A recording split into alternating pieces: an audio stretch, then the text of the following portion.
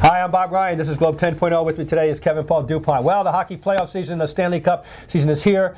What a shock. Playing those Canadiens. Yeah. Haven't seen them much in the last, it's only a movie. It's only 60 a movie. years or so, right? Okay. Here's what I'm going to throw this at you. If we just go. Yep.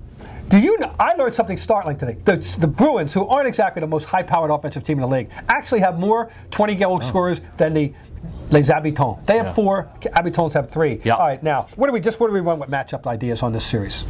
Well, here's what I think. I think if the game is played at even strength, which it never is, but I mean, if it's mostly at even strength, and it's never in Montreal because there are some X factors. Things happen. Yeah.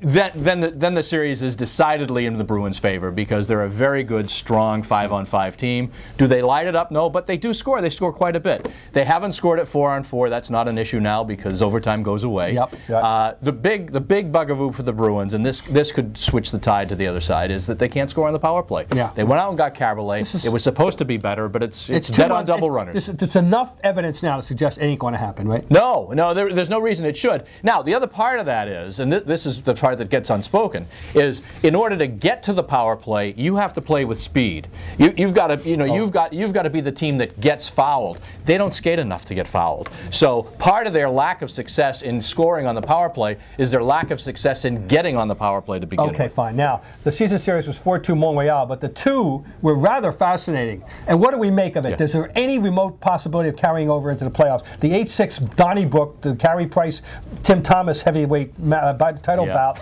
game, and then the 7-0 game on the 24th of March, which was only, by the way, 16 days after the Max Pacioretty situation with Big Z and so forth. Yeah. But what do we make of it? Do they mean anything, or we just feel I don't know. This is the age-old argument. What does the regular season mean? Here's what I take out of it. Out of all of that, is that if the Bruins can, again, go back to 5-on-5, if the Bruins can intimidate the other side, we've seen the other side can be intimidated. I don't see from a physical standpoint Montreal, because of their lack of size, because of their lack of jam, can stand up to it. So if there's a trigger point in everything we watched over 82 games, that's the hot button the Bruins can play. But you've got to play physically, you've got to play with some speed, force, and conviction for that to work out.